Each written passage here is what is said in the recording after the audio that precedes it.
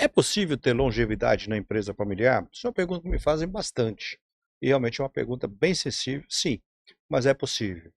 A empresa familiar, os números mostram para a gente que a taxa de êxito é relativamente baixa. Então, da primeira para a segunda geração, apenas 33% tem êxito. E na segunda geração, da segunda para a terceira, esse número chega em 5%. São números baixos, né? Quer dizer, então você imagina que 67% das empresas vão fechar, vão ser vendidas, enfim, pode acontecer vários resultados, mas não ficar nas mãos da segunda geração. Agora, esses números são bem questionáveis também.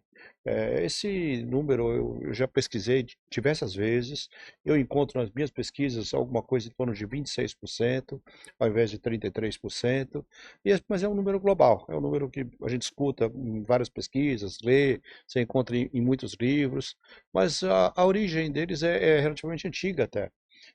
Foi um estudo feito na década de 80, com 100 empresas nos Estados Unidos, eram 100 indústrias, lá afinou esse número e ficou esse número de 30%.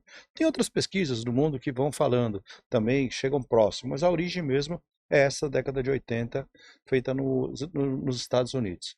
Embora hoje você tenha muito mais informações, as pessoas estão mais qualificadas, as empresas estão mais profissionalizadas, mas você também tem cenários adversos. Você tem uma competitividade muito maior e você tem os herdeiros, muitas vezes, não estão querendo mais trabalhar na própria empresa da família. Muitos vão fazer outras carreiras. E isso tem acontecido em vários setores. No agro, bastante, a gente tem percebido. Mas, de qualquer maneira, os números eles são baixos. Quer dizer, 30% só de êxito da primeira para a segunda geração é um número bem difícil.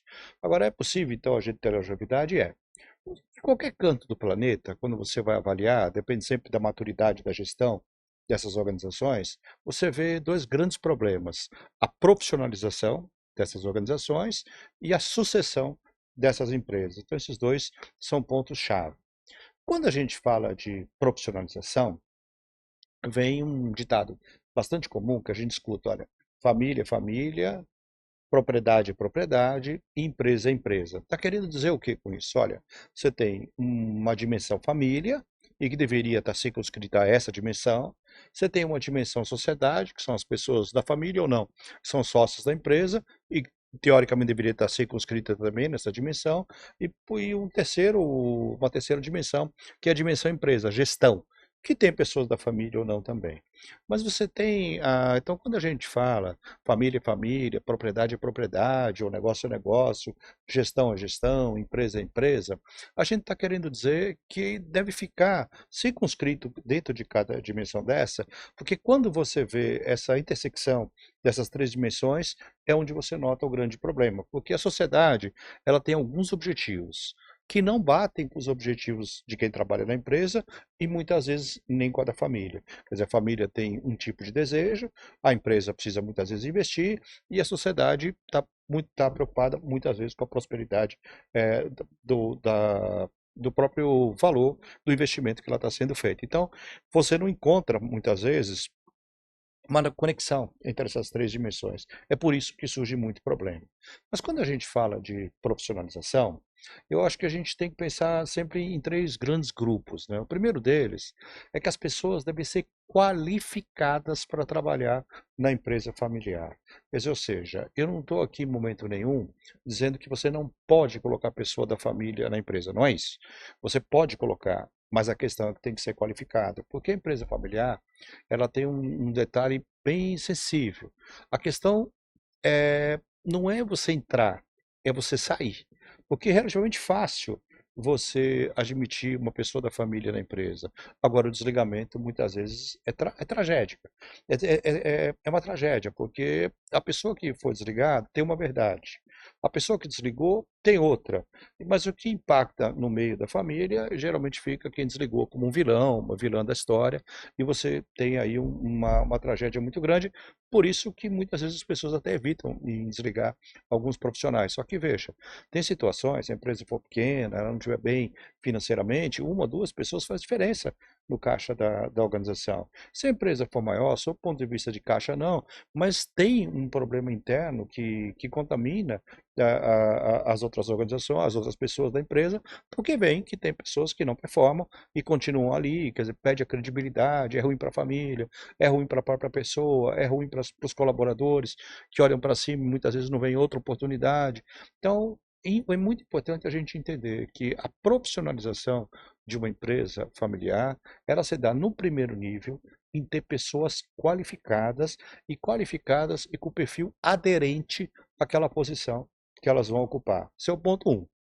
O ponto 2 é que a gente deve substituir critérios gerenciais implícitos e subjetivos por processos gerenciais objetivos e explícitos. Significa o que isso?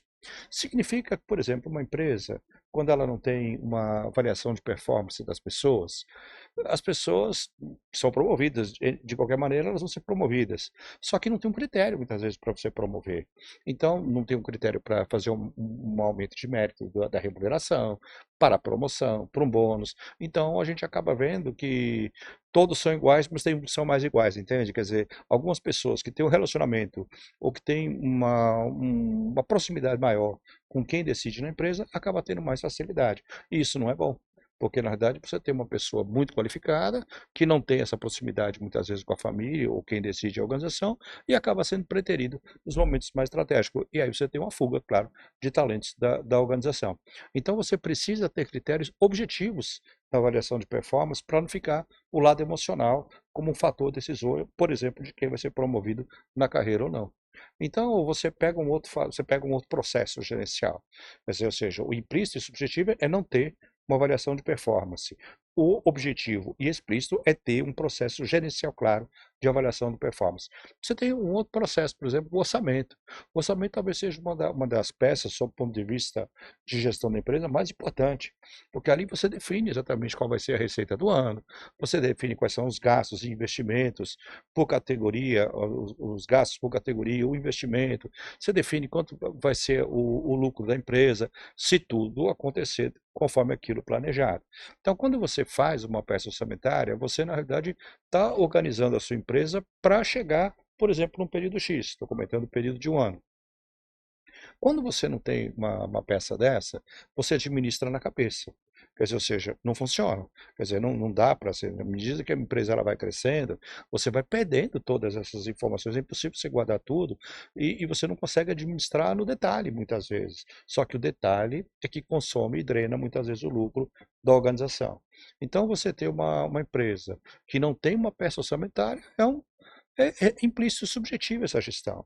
Agora, quando você tem realmente uma peça orçamentária, um estudo pronto, um relatório, onde você avalia mensalmente os gaps, as diferenças que estão tendo, você vai trazendo sempre para a realidade, você vai mexendo na previsão de venda, você vai mexendo no gasto, diminui o investimento ou não, depende da situação, mas você faz uma gestão profissional. Então, quando a gente fala que o segundo nível é você ter realmente processos gerenciais explícitos e objetivos e que a empresa seja administrada por esses critérios. Quer dizer, você tem indicadores, você tem uma governança, você tem reuniões de governança, onde no final do mês você pode ter um conselho consultivo, um conselho societário, um conselho de administração, onde você avalia os resultados da empresa, toma decisões estratégicas, monitora se aquilo está de fato acontecendo. Então, esse tipo de situação numa profissionalização, ela ajuda muito a organização.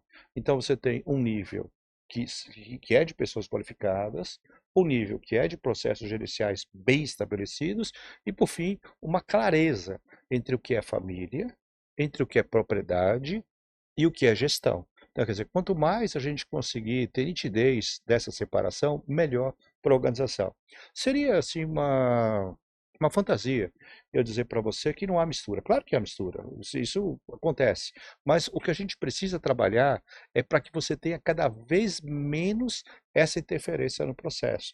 Por isso que a gente fala família é família, propriedade é propriedade, empresa é empresa. Então, quanto mais separado você tiver esse tipo de dimensão, melhor para a organização. Então, a profissionalização da empresa, ela se identifica nisso. Agora, já a segunda ferramenta é uma ferramenta de planejamento sucessório.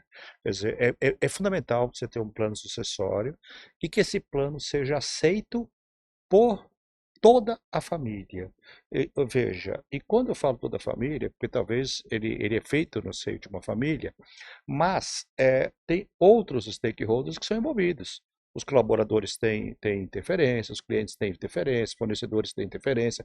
Dependendo do tipo de negócio que você tem, você vai tendo interferência na organização. Então, é possível, você pega uma empresa de serviço pequena, onde você tem a figura do fundador ou da fundadora, que está ali instalado com a qualidade do serviço que você vai entregar. Se você troca, não quer dizer que o sucessor vai ter a mesma qualidade de entrega desse fundador ou fundadora.